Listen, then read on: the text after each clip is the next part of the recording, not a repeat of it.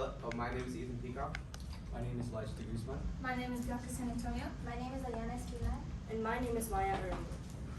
Obsolescence is one of the most precarious concepts of the 21st century that is dangerous. According to the Cambridge Dictionary, obsolescence is the process of becoming no longer useful or needed. This can be planned. Companies can intentionally design products to lose its capabilities over a set period of time. This brings forth the question, how does obsolescence impact developed countries in the 21st century? The argument we proposed is that obsolescence has negatively impacted developed countries in the 21st century by increasing crime rates, putting the security of a country at risk, and by emitting toxicity into the environment. This graph from 2Graph Global shows the product life cycle. Here you can see the 4 stages: introduction, growth, maturity, and decline. Product life cycle is the time that a product is introduced to the time that it starts to decline. Product life cycle makes the products decline at a much faster rate than is necessary. Obsolescence branches off into a variety of specific types, functional obsolescence being one of the 3 primary ones. Functional obsolescence is mainly seen within the real estate industry. Prolongest research shows that new properties are very highly demanded, which correlates to the very high property values. However, the properties will lose functionality as it ages through architectural damage or environmental effects that surround it. Demand decreases at a very steep rate, which makes it difficult for the property to be leased or torn down. Physical obsolescence is the decline in a property's valuation due to physical deterioration or gross mismanagement. Diving deeper into this, a result that stems from physical obsolescence is urban decay. Cleaning up vacant lots can curb urban crime. Written by John MacDonald and Charles Brannis, claims that higher crime areas devolve from single family units or multi-dwelling units into places of blight and abandonment. Abandoned homes and businesses can accumulate waste, graffiti increases, properties are degraded, and as a result of this, crime and disorder increase, triggering a cycle in which more people tend to leave their homes and businesses. The cycle described one of the problems of crimes in these blighted areas. It is a very difficult cycle to break and causes blight to spread to areas surrounding the original blighted property. Deteriorating buildings also affects the economy. Dickinson College said in our article, How to Understand Urban Blight in America's Neighborhoods, and work to eliminate it, that blight is an economic crime that causes municipalities to lose considerable tax revenue as a result of lower assessed property values in throughout blighted neighborhoods, costing American taxpayers billions of dollars. This is such a huge problem because then owners of properties in those blighted neighborhoods have to pay more so that taxpayers don't lose their money. Obsolescence doesn't only affect local crime rates, it can affect the security of an entire nation. According to Angelina Yali, availability of replacement parts is critical for operational readiness. This refers to the easy access of military and security contents that are imperative for national, local, and even global missions. Through the Industrial Revolutions, these replacement parts were made to be interchangeable. However, these same parts are planned and designed to become obsolete over a set period of time, which puts the entire nation at risk. Companies will always prioritize themselves. They want to just make the money and they don't care about the rest of the damage that they're doing. They favor customers with innovative behaviors. These innovative behaviors are what drives them and makes them the most money in their companies. Innovative behaviors makes the customers want to keep buying their products even if they already have old ones. There are 3 main impacts of consumer culture on consumers and companies. The 3 main impacts are, the first one is primary of choice, where the customer has the option to have all these different choices of products. The second one is fealty of authenticity. Fealty of authenticity is when the customer goes and finds a product that matches their unique desires. The third replaceability of people, where the mentality is, if it's out of date, then it's time for an upgrade. Now, there are many companies that take part in planned obsolescence, but technology companies are one of the biggest examples of this. The first example being printer companies. Companies such as Epson, HP, and Canon have in a lawsuit been accused of wasting ink. While using their printers, the device would indicate that an ink cartridge is empty, while there's still a considerable amount of ink left inside of it. This not only forces users to buy more ink, but it also adds on to the increasing e-waste built by these tech companies. In fact, according to the Environmental Protection Agency, or the EPA, the amount of ink cartridges that were disposed of was a whopping 375 million. Now, another example would be the company Apple. With the introduction of their new M1 Macs came an onslaught of exclusive features.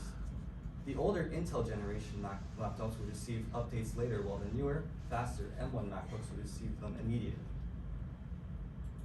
Both could receive the same features, yet Apple decided to inconvenience users as to entice them to switch. This is yet another example of a tech company using planned obsolescence to take advantage of users and increase profits. Additionally, while these technological companies introduce difficulties and uncomfort into the lives and the quality of life and the enjoyment of the user, they also have a devastating impact on the environment.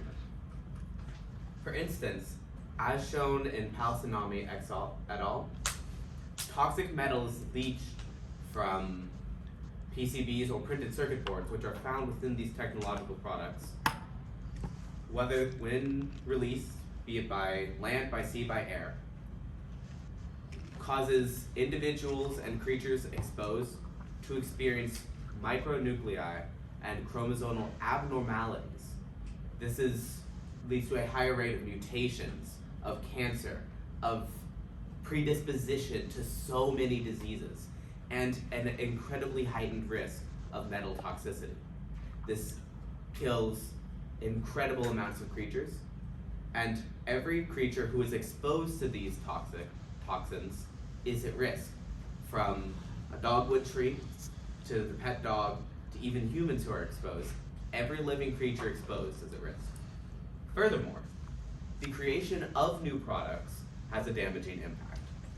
As shown in this graph from EAA in Europe, the production of new products leads to air pollution, which, when released back into the environment, leads to a decrease in the pH of the soil, a process known as acidification. This can cause many plants to die as they are not used to the pH, and furthermore, it causes them to not be able to take up the nutrients, which leads to a lack of health in the forest. However, it is not yet too late to turn back these tides of destruction. We may yet fix this. We can introduce greening lots in communities at risk, both by urban decay and from the environmental standpoint. This will allow the native flora to regrow, and it will help to reduce crime rates.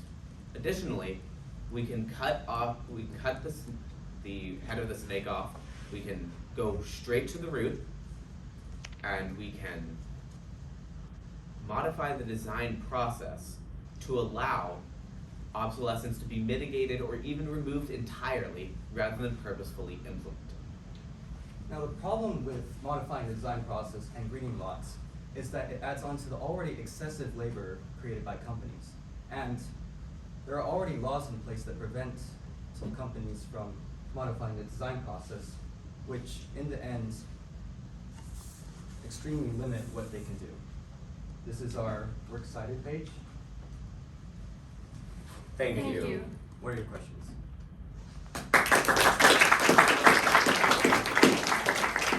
All right, I have a question for each of you. Mr. Peacock, we'll start on your end because I don't remember where I started in the last one. So, okay, please. Mr. Peacock, sir, give one specific way that your thinking changed as a result of learning about Bianca's findings. Bianca focused primarily on urban decay and the impact of obsolescence on the community, while I focused primarily on the environmental outcomes. Seeing Bianca's study of how it impacts the humans rather than just nature really helped me to understand just how far-reaching of an issue this is, and also just how devastating it can be. Okay. Bianca. Bianca, how did your group decide to include Elijah's perspective into the overall presentation? We decided to include Elijah's perspective because I feel like it showed more of a way of obsolescence that is more known to people. Like, most people are familiar with Apple, with the obsolescence of like their products, so you have to buy more, and I feel like that really tied us all in together, because it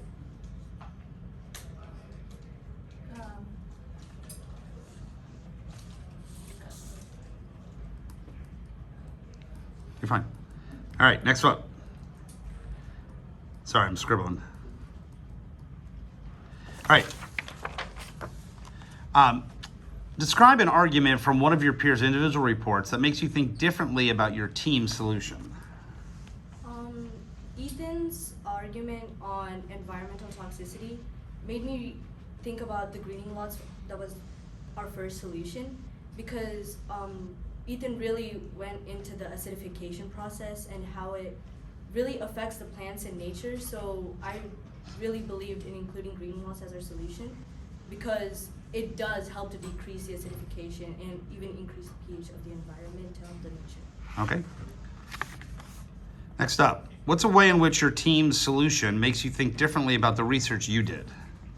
Well, I was doing my research on technology and how companies use planned obsolescence to increase profits. What really showed like the negative effects, which was our conclusion, was that how companies with their products would go into the environment and like add on to the e-waste built by them. Okay. And last up, what's an example of a compelling argument from one of your peers' individual reports that you decided to exclude from the presentation, and why? An example of a compelling argument that we excluded from this presentation is the theory of Marxism. From Karl Marx, he has a theory that once products are old, that they're obsolete, that we should just get rid of them. We didn't use that because he wasn't